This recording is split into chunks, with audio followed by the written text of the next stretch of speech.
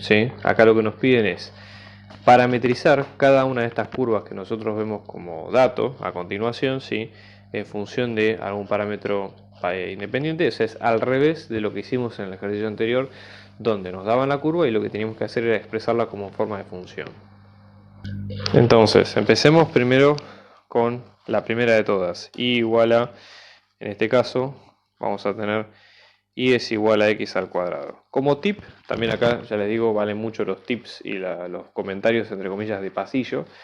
La idea acá es tratar de buscar si nosotros tenemos que una de las variables está en función de las otras, justamente, o está despejada en forma explícita, el camino es bastante más simple, porque podemos asignar el parámetro a la variable independiente y por ende las variables dependientes de esa variable independiente van a ser expresadas en función de estas. Entonces, de esta, por ejemplo, y es igual a x al cuadrado, x es la variable independiente, entonces podemos llamarle una variable t. En general se usa t porque es como el comodín, sí, puede ser que sea por la aplicación física del tiempo o lo que sea, no importa. X es igual a t, por lo tanto, y como es función de x, en vez de poner x al cuadrado, ponemos t al cuadrado, que es lo mismo, ¿sí? Entonces, en este caso, lo que vamos a tener, ¿sí? Va a ser g, ¿sí? De función de los reales a R2, donde vamos a tener que va a ser g de t, en este caso va a ser t cuadrado, ¿sí? Y t pertenece a todos los reales, porque en este caso estamos hablando de la parábola, ¿sí? La parábola, fíjense que como función polinómica no tiene problemas en el dominio, así que acá no hay problemas algunos, digamos, de poder verlo de esta manera. Entonces eso como ejemplo es válido. Vamos a ver ahora el caso de A2, donde acá vamos a tener y más 2x es igual a 4. Acá, más allá de que no, así como está la ecuación no está en función de una variable en función de la otra, sí podemos llevarla a una forma explícita. Por ejemplo, despejar y en función de x. Entonces restamos 2x a ambos lados de la igualdad. Esto lo que nos va a quedar es y es igual a menos 2x más 4. Y la idea sería repetir más o menos lo mismo. Y la variable dependiente y x la variable independiente, vamos a tener x es igual a t, ¿sí? Y luego y es igual a menos 2t más 4. Entonces, de vuelta vamos a tener g de los reales a R2, donde es g en función de t. Esto nos va a quedar t y menos 2t más 4, con t perteneciente a todos los reales. Y con eso ya tenemos la definición de la curva sin problema. El caso de A3 es distinto porque fíjense que acá tenemos x al cuadrado más y al cuadrado es igual a 9. Acá es más difícil despejar una variable en función de la otra. Una opción, por ejemplo, si quisiéramos seguir ese paso, sería, por ejemplo, despejar y cuadrado. ¿Sí? Va a quedar y como la raíz positiva y la raíz negativa, ¿sí? De las dos funciones, si no es el caso, si no sería conveniente. Entonces, para esto, una forma sería pensar más intuitivamente. Es decir, esto nosotros sabemos que es una circunferencia. Por ser una circunferencia, ¿sí?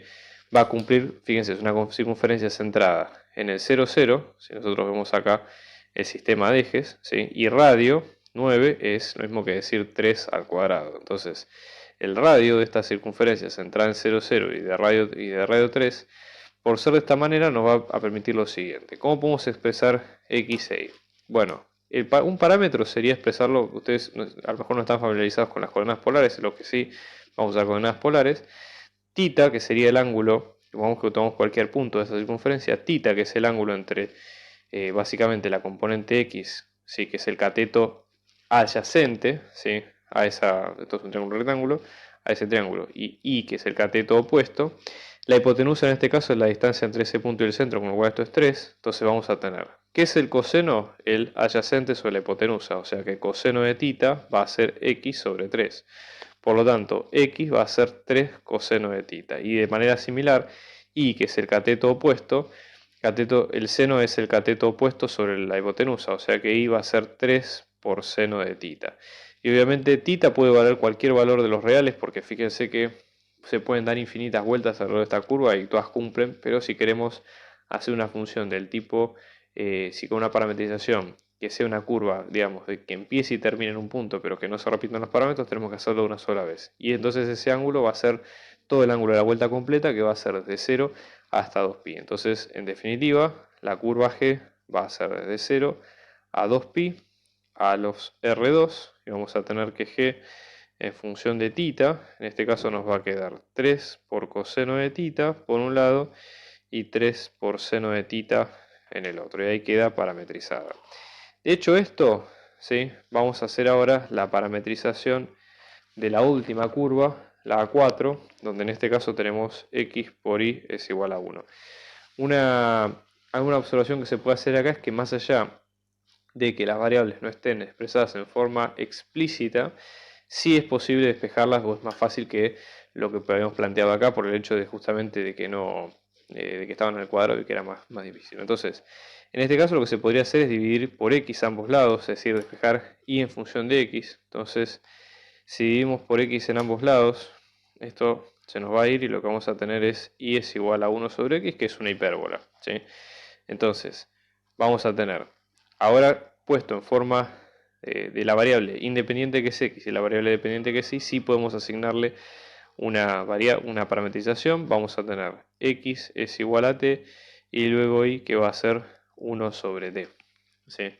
¿Cuál es el problema acá? Fíjense que t, como acá tenemos una función que es racional, que es la i, 1 sobre t, sí te va a tener una pequeña restricción, que es que no puede ser 0, por el hecho de que no se puede dividir por 0. Entonces la función g va a ser de t, ¿sí? Va a ser desde todos los reales, exceptuando el 0, a R2, y va a estar definida en la primera componente por t y en la segunda componente por 1 sobre t.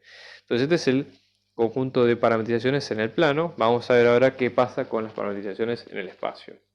Como hemos dicho, en el espacio las parametrizaciones se van a definir como intersecciones de dos superficies. Entonces vamos a tener, por un lado, la primera va a ser la intersección entre y es igual a x al cuadrado y luego entre x más z es igual a y. Entonces, en este caso, como sugerencia, de vuelta, si tenemos una función cuyo parámetro se puede expresar, o una se puede expresar en función de la otra, se puede hacer. Entonces, pensemos lo siguiente. Y por ejemplo acá está en función de x al cuadrado, lo cual si asignamos a x como un parámetro se podría trabajar sin problema. Entonces, y después, si esa relación se precede, una forma de arreglar esto sería, fíjense, si es igual a x al cuadrado y x pasa a ser la variable independiente e y pasa a ser dependiente, entonces en las que siguen podemos hablar de una forma similar. Decir y es igual a x más z está bien, pero sería a lo mejor más útil expresar z en función de y y en función de x. Fíjense cómo quedaría. Restando x en ambos lados, esto nos va a quedar y menos x. Entonces, ¿cómo sería el orden? Esta es la independiente. La independiente depende, o la independiente genera la y, que es la primera dependiente, y luego estas dos a su vez generan la segunda dependiente, que es z. Entonces, en ese orden, digamos, en cascada, es más cómodo trabajar. ¿Cómo sería? La primera independiente, que es x, le asignamos el parámetro t. La segunda independiente, que es y, va a quedar como t al cuadrado. Y la tercera, que es z, que depende de las primeras dos, va a quedar, por un lado, en vez de poner y, vamos a poner t al cuadrado, y en vez de poner x vamos a poner menos t. Entonces tenemos x es igual a t, y es igual a t al cuadrado, y z es igual a t cuadrado menos t. Obviamente que acá el parámetro son todos los reales porque no hay, digamos, restricciones, así que esto nos va a quedar de g, que nos va a quedar de r a r3 definido por g vectorial en función de t como para x t, para y t cuadrado y para z t cuadrado menos t. Igual, ojo, porque lo que acabamos de decir es una forma de verlo, ¿sí? O sea, siéntanse libres y con la creatividad suficiente para poder trazar sus caminos si es que así lo consideraran necesario. ¿Qué pasa, por ejemplo, en este caso? Fíjense. Bueno, acá el planteo es similar. Tenemos esto que es un paraboloide, vamos a ver después qué es cada cosa, ¿sí? Y después esto que es un plano. Entonces, acá ya el orden no es tan claro, pero podemos tratar de orientarnos un poco más por ese lado. Pensemos, de este plano sí podemos sacar una función dependiente de la otra. Por ejemplo, supongamos que despejamos y en función de x. Entonces nos va a quedar y es igual a menos x más 5.